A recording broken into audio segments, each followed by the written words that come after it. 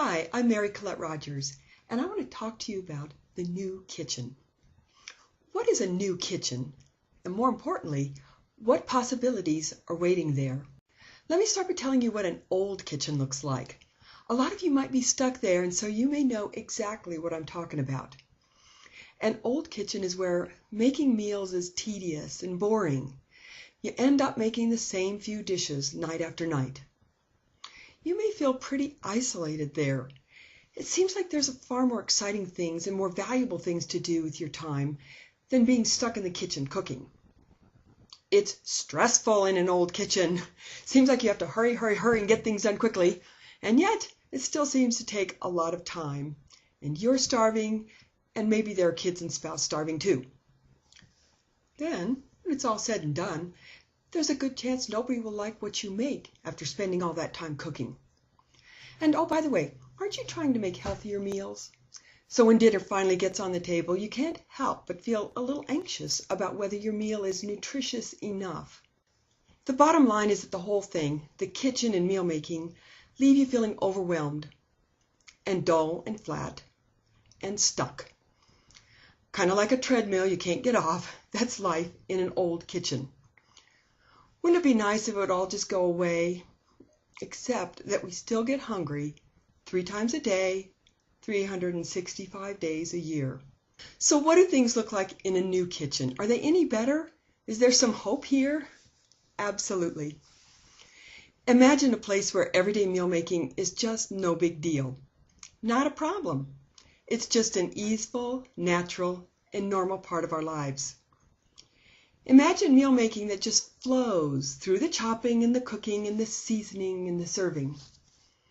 In fact, things get so manageable that we begin to discover a long-hidden, secret side of meal making. We discover, surprise, that the kitchen and meal making can actually be engaging, enriching, creative, and fun.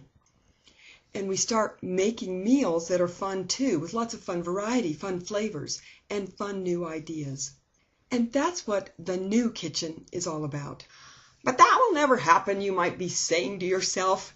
Everybody I know hates to cook and hates being stuck in the kitchen.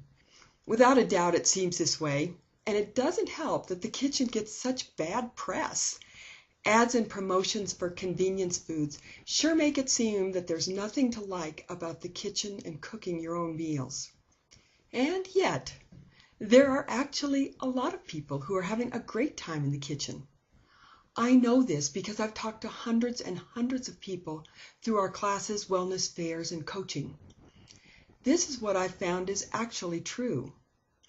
It is true that there are a number of people who are not happy about cooking or the kitchen, but only about 25%.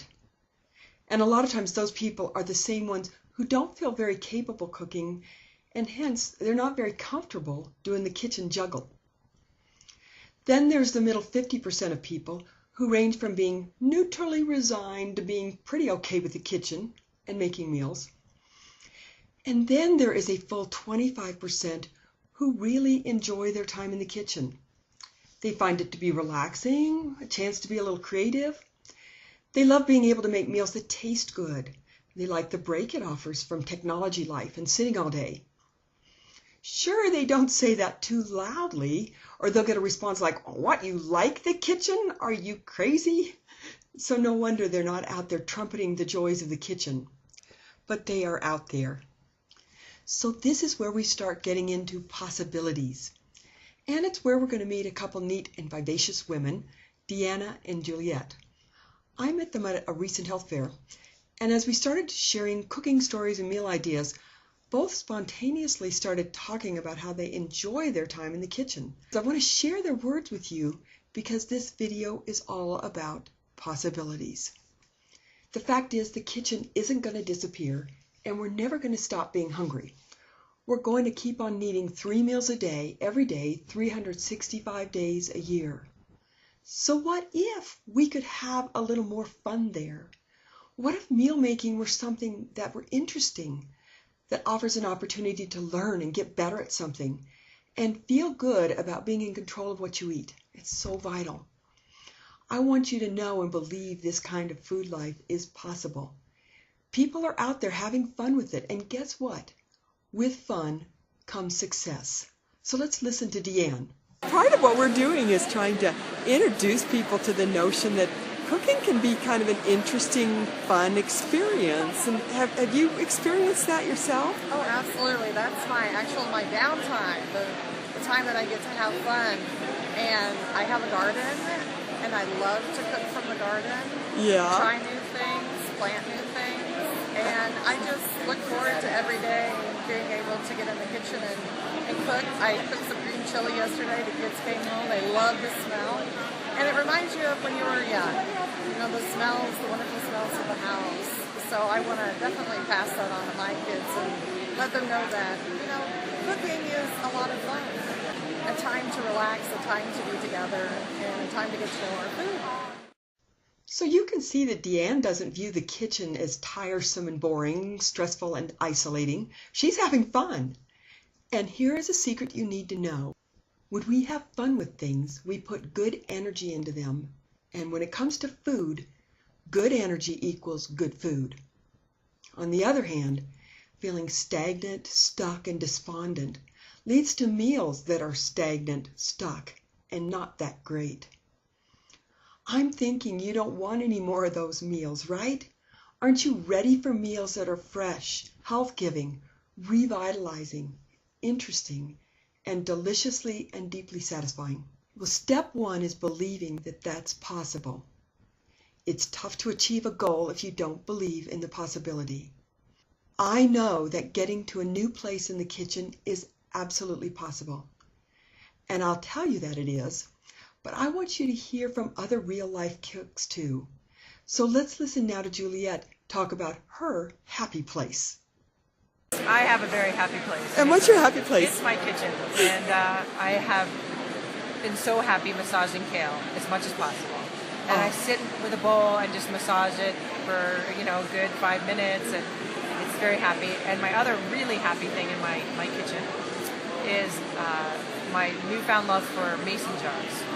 So I use them for cups, glasses, and for everything I have a little leftover, no more Tupperware, all in my mason jars. I put extra pancake mix for the kids, and I have it ready the next morning, salsa, whatever. My whole kitchen is full of mason jars filled with healthy, wonderful foods. And I'm listening to your excitement in your voice. So is the kitchen a good place for you? It's a place where you're having some fun? It's the best place. It's so fun, especially my kids are really enjoying cooking now too. So are you ready to begin making over your kitchen? From an old kitchen into a new kitchen? Mind you, we're not talking about the usual kitchen makeover with new counters and appliances and pretty cupboards. We're talking about making over what goes on inside your kitchen. Do you want to join me to begin transforming your kitchen into a new kitchen where meal making is manageable and successful and even a little fun and enjoyable? It is absolutely possible for everyone, from novice cooks to kitchen veterans.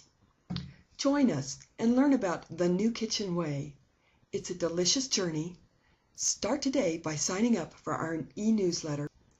And thank you for joining us today.